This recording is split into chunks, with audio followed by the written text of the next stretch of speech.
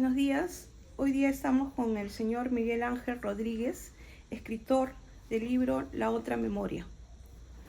Buenos días, señor Rodríguez. Buenos días. Bienvenido a Expreso. Gracias. Primeramente quería preguntarle qué fue lo que más consideró importante usted de las entrevistas que tuvo para justamente hacer este libro con el señor Fujimori, ¿no? Bueno, yo soy un antiguo admirador del presidente Fujimori.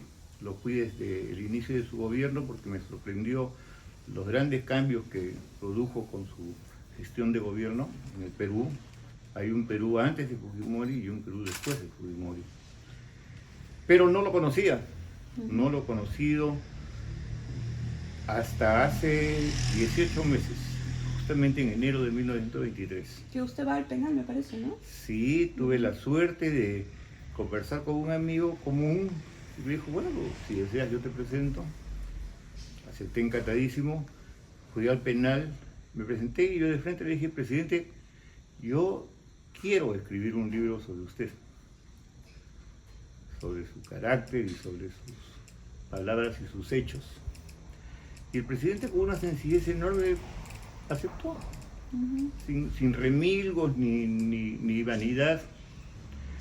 Y nos pusimos a conversar y hemos conversado una vez cada mes, algunas horas de los días miércoles que permitía la visita, almorzábamos allí modestamente y conversábamos largo durante 8 meses.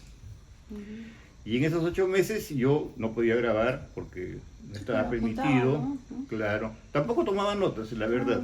Yo tengo una memoria interesante. Y entonces lo que hacía era llegar aquí a la casa y redactaba lo que había recordado de cada conversación. Y luego en una siguiente visita lo conversaba con él. Mire, le tengo he captado estas situaciones, ¿qué le parece a usted? Y dialogábamos, no siempre coincidíamos, porque lo que yo quería escribir era un libro sobre los hechos que a él le conciernen, lo que él hizo, lo que él pensó hacer, lo que consiguió lograr, pero no era su punto de vista sino el mío. Entonces había un contraste entre su valoración y mis opiniones. Los hechos corresponden a él, pero las opiniones son enteramente mías. Yo enjuicio su obra. ¿No es cierto? Así que a veces no coincidíamos, pero teníamos una relación muy cortés, muy respetuosa, y yo pienso que finalmente fue amistosa. Dígame, ¿cuál sería el primer, dentro de ese tiempo que usted ha podido hablar con él, el rasgo más que usted podría destacar del expresidente? Su resolución. Era un hombre de un coraje personal muy acentuado, que tomaba decisiones e impulsaba que estas decisiones se materialicen. Eso se llama resolución.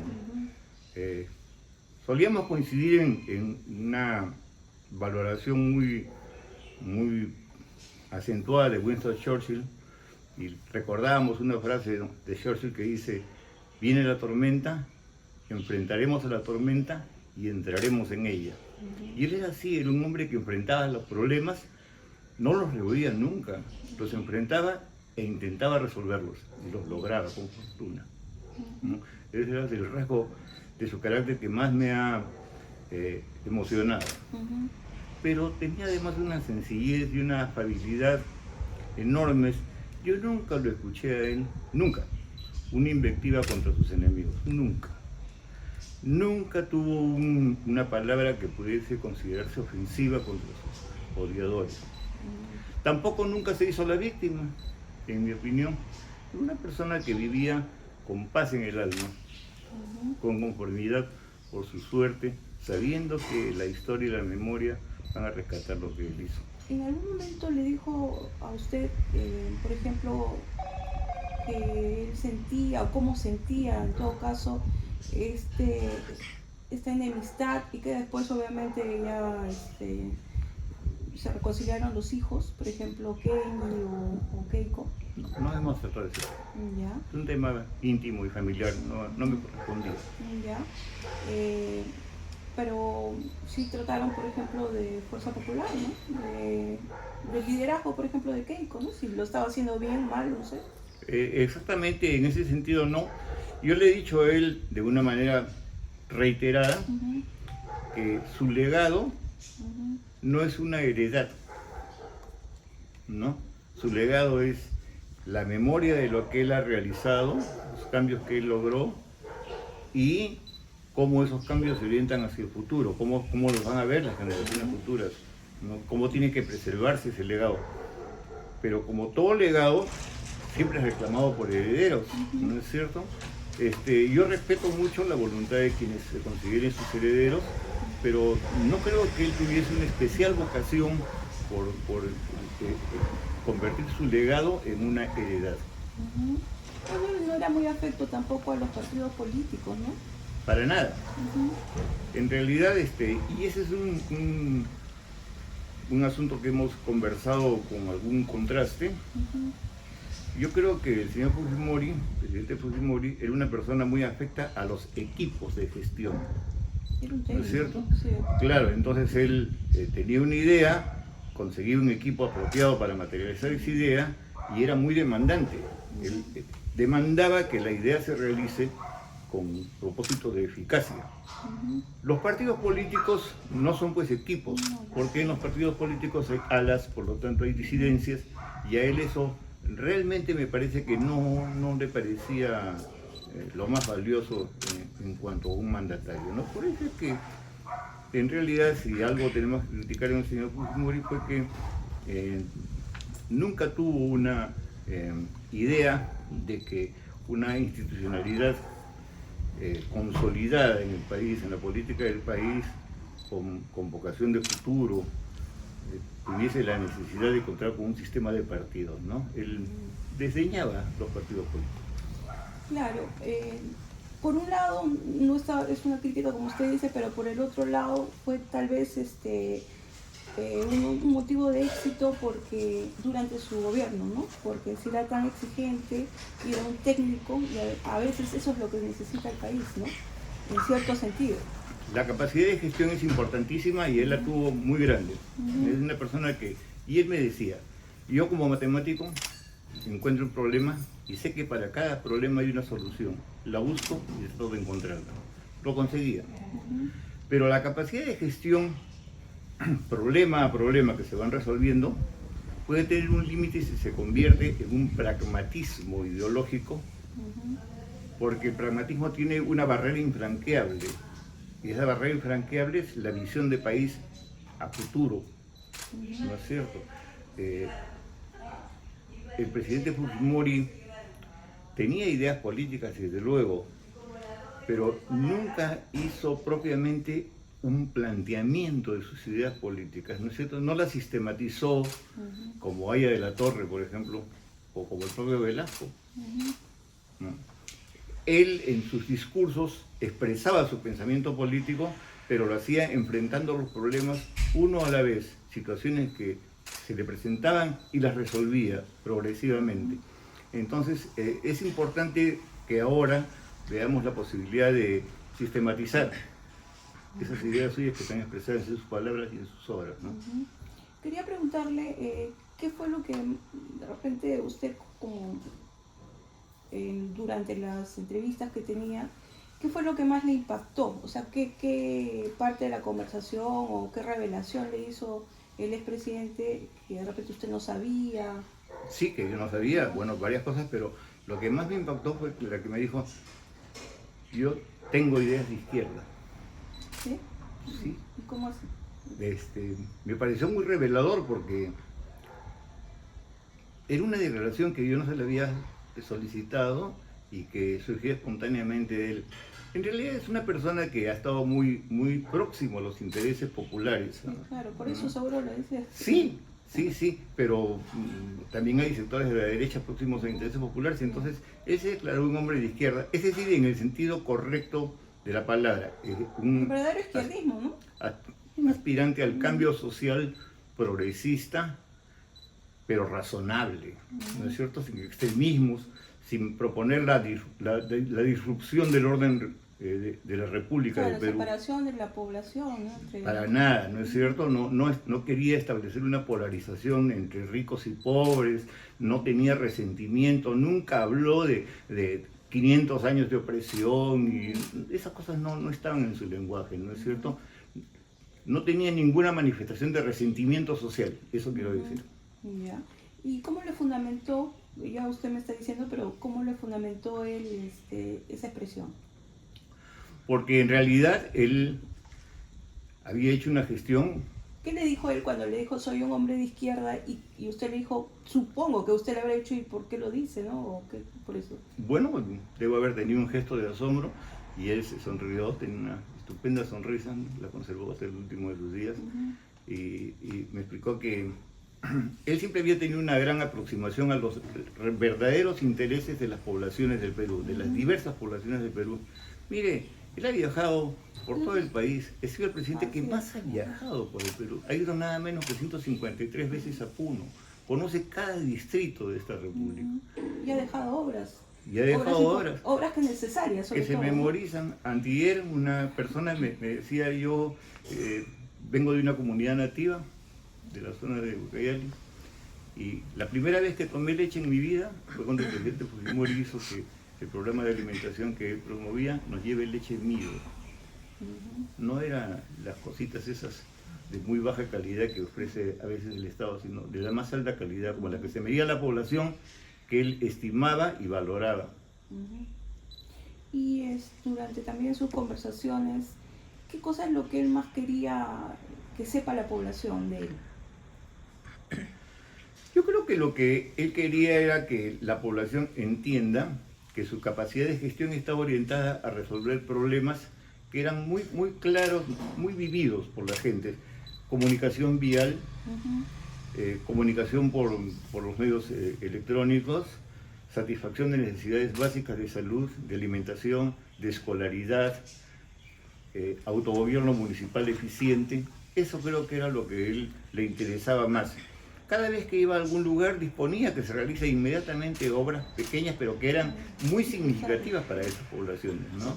Ese es lo que él pretendía. Justamente como usted bien dice, mucha gente ha venido del interior del país, por ejemplo ahora al velatorio de las exequias, y ellos dicen, ¿no? El colegio donde estudié, y el único ese colegio que hasta ahora está, es el que construyó Fujimori. O sea, se le conoce porque donde él iba veía que era lo que más necesitaba la gente y eso es lo que hacía. Y no como estos gobiernos de ahora que dicen, sí, voy a construir ese hospital, ¿no? Y pasan 10 años y nunca se construye. Ese es un rasgo muy singular en su personalidad. Él, a lo largo de nuestras conversaciones, me permitió descubrir que, educado en la cultura japonesa tradicional, mantiene un código de honor, uno de cuyos valores es: primero se hace, luego se dice. Y cuando uno hace, entre el hacer y el decir, tiene que considerar que las circunstancias podrían ser variables. Entonces tiene que tener siempre una visión clara del entorno, de cómo podría variar el efecto de sus decisiones. Entonces, ustedes habrán advertido, y yo creo que los peruanos coincidirán en esto, en que el presidente nunca anunciaba: yo voy a construir 1000 colegios o 30 hospitales, o voy a hacer esta carretera. Construían la carretera, construían los hospitales, construían las escuelas, y él entonces se presentaba a decir, aquí está, y las entregaba a las poblaciones. Ahora, ¿qué punto estima usted en el que no concordó con el expresidente? ¿Cuál era ese punto de quiebre? No sé. No, punto de quiebre nunca lo hubo. Creo que hubo una concordancia progresiva. Al principio teníamos diferencias. ¿Pero cuál fue esa diferencia? Sí, varias. Por ejemplo, el presidente tenía la impresión de que cuando a él lo calificaban de dictador, era pues agraviante, ofensivo. Desde el punto de vista de quienes lo llaman dictador, era evidentemente con la intención de ofender, de agraviar. Pero él además decía, yo no soy un dictador, yo no he tenido esa vocación. Y yo le decía, no, presidente, usted sí fue un dictador. Usted rompió el orden constitucional el 5 de abril de 1992 y durante un tiempo breve ¿no? Mientras recomponía usted el país, ejerció con un gobierno de emergencia y eso fue una dictadura. Y le decía, presidente, lo que pasa es que la noción de dictadura, la palabra misma, encierra un agravio. Y eso está muy mal porque la dictadura ha sido una institución de las repúblicas desde la época de la Roma antigua. El dictador es la persona que es investido de un poder especial, o se autoinviste de un poder especial para solucionar una crisis muy grave y luego abandona esos poderes y retorna a una institucionalidad. Es lo que él hizo en el año 93 con el Congreso Constituyente Democrático y luego con las elecciones de 1995. Es lo que yo llamo una dictadura compositiva, compuso la situación del país. Lo que no pasó con Vizcarra. Bueno, el señor Vizcarra tampoco ha sido un dictador, ¿no? Una pretensión de dictador ha tenido, pero el dictador resuelve la crisis de la República, no la ahonda, no la administra, la soluciona. Esa es la diferencia. Luego, por ejemplo, ¿qué opinaba el presidente y también usted sobre este documento que le hacía mención de la CBR? Bueno, el presidente, desde luego, no estaba conforme con la calificación que el informe de la CBR hace de su gestión, pero a él no le gustaba entrar en detalles sobre las imputaciones, los agravios que se le hacían, así que era yo quien tenía que señalarle al presidente, la CBR dice esto y dice esto otro, y entonces a partir de lo que yo, ¿no?, le sugería como tema del diálogo, es que él opinaba. Y lo primero que yo introduje en el tema es que el informe de la CBR dice que cuando Fujimori asciende al gobierno, él no cambió, no creó una nueva estrategia contrasubversiva, sino que tomó una que los militares tenían preparada. Y eso es una absoluta y completa falsedad. Fujimori innovó radicalmente la estrategia contrasubversiva, porque la anterior venía siendo fracasada, con excepción de la dispuesta por el gobierno del señor Alan García, que creó o fomentó la creación de los comités de autodefensa. Pero Fujimori lo potenció. Fujimori creó una nueva visión de la contrasubversión en el Perú, que incorporaba a los militares a la obra civil en favor de las poblaciones, los vinculaba con los comités de autodefensa, la ley del arrepentimiento, ¿no es cierto?, el indulto para los procesados que de repente sobre ellos pesaban cargos excesivos. Fue un gran cambio, la razón de su éxito. Claro, pero ¿qué más le decía? O sea, porque bueno, vemos en el documento de la CBR que prácticamente lo acusa a él de genocida, ¿no? Es la versión que tienen ahora, el lenguaje, la narrativa que tienen estos sectores, ¿no? No sé si bueno, yo sí, le confieso que no he leído que en el informe de la CBR se lo acuse a Fujimori de genocida, ¿no? Esa imputación es la concerniente a la acusación penal que se le hace y que termina con la sentencia del mes de abril del año 2009, donde lo acusan por homicidio y secuestro, pero en la alegación de sustento para esa calificación de sus delitos aparece la lesa humanidad, ¿no? Un delito contra los derechos humanos. Esa es una aberración absoluta porque el argumento de lesa humanidad por autoría mediata, ¿no? No tiene pies ni cabeza, es un argumento circular que se lo inventó un jurista alemán, Klaus Roxanne, y él lo que mencionaba era que la persona que está en el ejercicio del poder tiene pues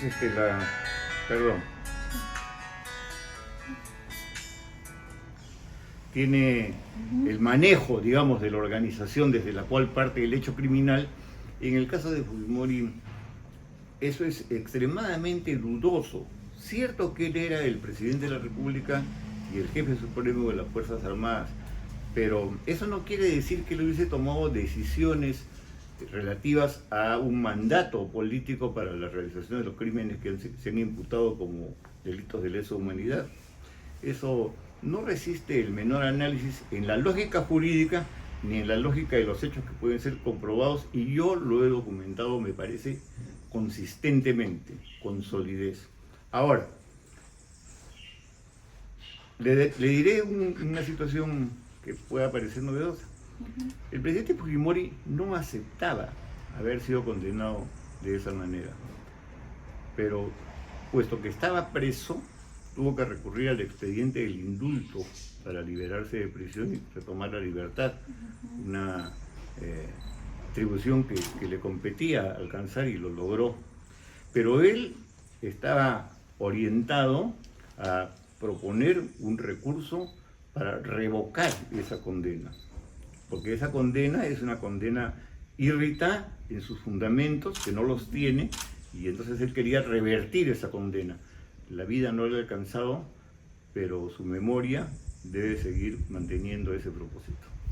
Dentro de sus conversaciones usted le preguntó o él le habló, aunque me parece, bueno, de acuerdo a la cultura, bueno, son un poco hablar también a veces, ¿no? La gente que tiene raíces o que son japoneses, ¿no? Pero usted le preguntó sobre su vinculación con Montesinos y en algún momento él se arrepintió de haber tenido como asesor a Montesinos o algo así.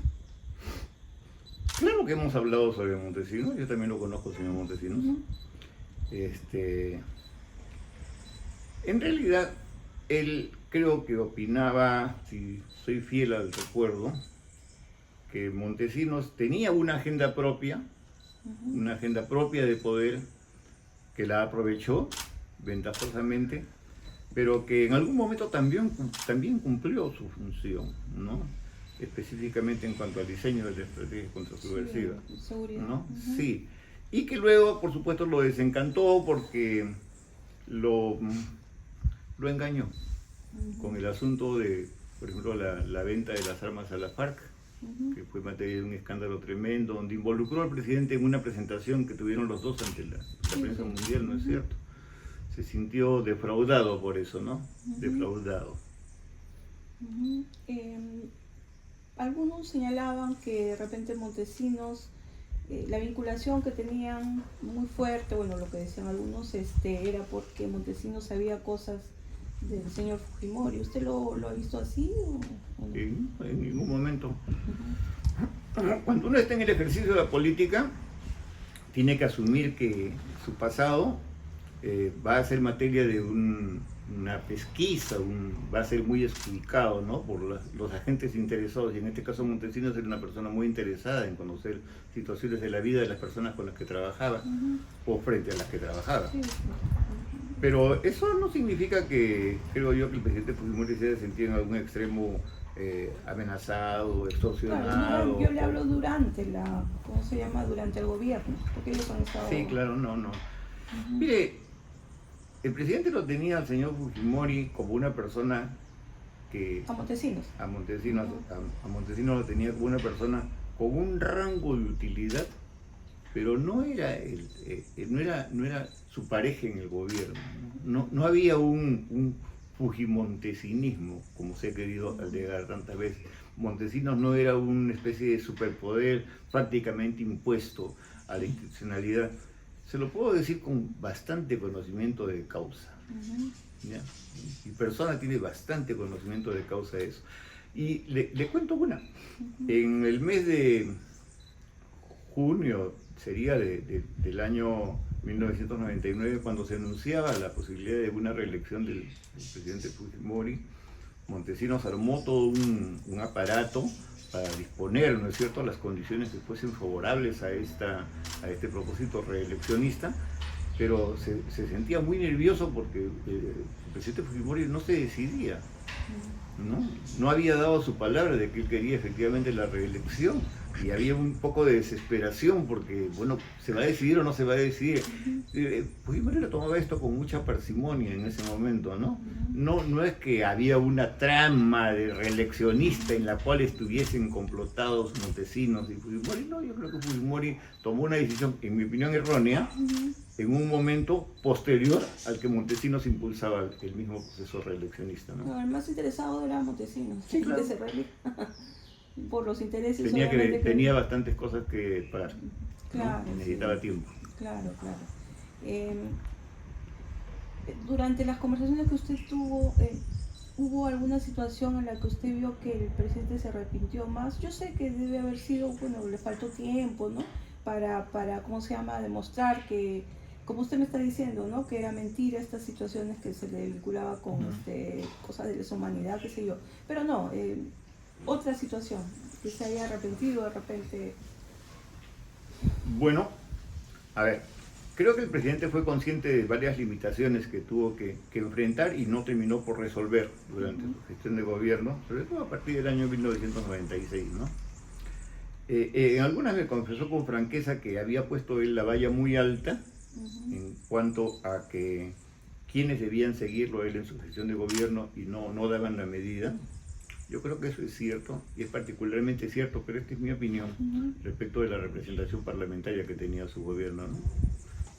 La representación secretarial, que no lo ayudaba a gobernar, sino que le hacía el amén, ¿no? Fujimori, por otra parte, reciente que hubiera habido personas que, próximas a su gobierno, asumieron posiciones de formar grupos de interés, ¿no? Y esto debilitó la coherencia del gobierno porque comenzaron a complotar unos contra otros, ¿no? Entonces, él cree que se sintió un poco traicionado por algunas personas de su entorno político. ¿Cómo quiénes, por ejemplo? Bueno, me voy a reservar los nombres de las personas, porque los culpables no pueden ser mencionados hasta no se demuestre. Bueno, él lo ha dicho, ¿no? Se lo ha dicho y usted era la persona que estaba... ¿Y por qué no saberlo? Ya él falleció. Claro, A veces tenemos nosotros ideas erróneas de esas personas, ¿no? Creemos que ¿cómo se llama?, que son las más cercanas al entorno, que fueron los que hicieron, no sé, ¿no? No voy a mencionar realmente nombres, ¿no? Pero se sintió lastimado porque hubiese unas deficiencias de lealtad en alguna de las personas en las que él confiaba para su gestión de gobierno. Ahora, si bien es cierto, usted me ha dicho y también he leído que hay percepciones que usted, bueno, él le cuenta, pero usted es el que realmente, ¿no?, escribe y también saca las conclusiones, ¿no? Sí. ¿Cuál fue la conclusión más importante que sacó de toda la situación, de todas estas declaraciones que él hizo? Bueno, primero concluí en que el presidente Fujimori ha sido una persona muy audaz, ¿no? Por ejemplo, su audacia es verdaderamente enorme cuando él postula a la presidencia de la República partiendo de una valoración por debajo del margen de error de las encuestas, que recién se levanta en el mes de marzo del año 1990. Ha sido una gran audacia la suya haber enfrentado desde un partido pequeñito como era Cambio 90, un partido recién aparecido, además a la gran coalición que era el Fredemo, ¿no? Que además era el neopopulismo personificado por el gran escritor Mario Vargas Llosa, ¿no? Esa fue una gran audacia. Su otro gesto, que ya se le he mencionado, es el de la resolución y el coraje, ¿no? Un hombre corajudo y resuelto, cumplía lo que decía, ¿no? Y lo decía después de cumplir. Y lo tercero creo que es el carácter de su liderazgo. Es indudable que Alberto Fujimori ha sido un gran líder, pero hay liderazgos y liderazgos, ¿no? Hay liderazgos autocráticos, hay liderazgos que son burocráticos, o sea, organicemos las cosas. Él tenía un liderazgo que yo he calificado en mi libro como identitario. ¿Qué quiere decir esto? Quiere decir que su mensaje coincidía en algunos aspectos con anhelos de la población a los que se dirigía. Y entonces esta población tomaba como suyos, porque eran sus anhelos, esos extremos del mensaje. Y se establecía una empatía psicológica que se traducía en política. Esa empatía entre el mensaje del presidente y los anhelos de la población es lo que fundó un liderazgo que lo respaldó, pues, muy mayoritariamente después de su decisión del 5 de abril, ¿no? Hay estudiosos que han mencionado a la dictadura establecida después del 5 de abril como una dictadura consentida. Es interesante, a Fujimori le gustaba el término, dictadura consentida. Y le dije, no, pues a mí me parece que más apropiado sería llamarle una dictadura socialmente enraizada, porque era una dictadura que se había ganado el afecto de las personas que decían, bueno, no había otra posibilidad, había que hacer este cambio drástico y terrible para restablecer la República, ¿no es cierto? Entonces, ese enraizamiento político es la manifestación del afecto que le tenía a la población por las decisiones graves que él tenía que tomar a veces. Como cuando usted me hablaba de audacia, me venía a la mente también, fue muy audaz, que ahora lo está replicando este argentino, ¿no? El presidente argentino, Milei. claro, Milei, de hacer un choque, ¿no? En ese momento, ¿no? Es interesante esto que menciona usted. Yo le he preguntado, por supuesto, al presidente Fujimori sobre cómo fue que él llega al concepto de aplicar lo que había sido en buena parte del programa económico de su adversario electoral, el PREDEMO, ¿no? Y él me dijo una cosa muy clara, que lo pinta además de cuerpo entero, ¿no? Me dijo, una cosa es la campaña electoral y otra cosa es la gestión de gobierno cuando se gana. Y me detalló, cuando yo era candidato, y aún cuando he sido presidente electo, pero todavía no en ejercicio, lo que podíamos saber de cuál era el estado real de la economía nacional era muy poco. La información se nos era retaseada, o la información era incompleta por algunas razones, no teníamos una visión muy clara. Cuando ya tuvimos la gestión del gobierno en las manos, nos dimos cuenta que el desastre económico que enfrentábamos era mucho más grave que el que podíamos haber concebido antes, y entonces tuve que tomar decisiones muy radicales. Hizo lo que tal vez no hubiera querido hacer, pero que era absolutamente necesario para ese momento. Sí, pues, o sea, el presidente García, el expresidente, dejó pues un país económicamente en quiebra, ¿no? O sea, el año 1990 el Perú era un país inelegible por todos los organismos internacionales, era un apestado políticamente en el sistema internacional, era un país económicamente inviable en lo interno, era un país con una sobrecarga de empresas públicas inútiles, ineficientes, era un país que no se podía sostener sin un gran cambio. Y ese gran cambio, lo había pensado quien fuere, fue el que racionalmente tenía que hacerse. Ahora bien, la cuestión no estaba si la idea era correcta o no, era correcta, sino quién lo hacía.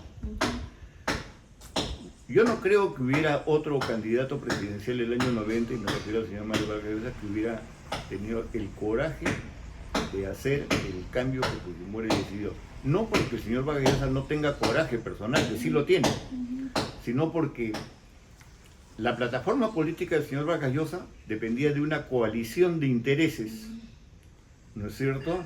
Y entonces él se debía a un consenso en esta coalición de intereses.